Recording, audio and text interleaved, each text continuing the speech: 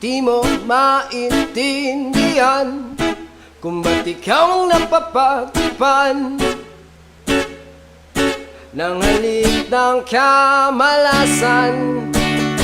Kinapang mong marahan ng hagdanan para lamang makidlatan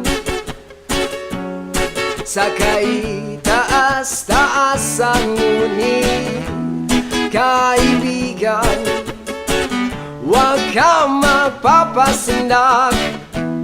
Kaibigan, easy lang saya. Dahil wala rin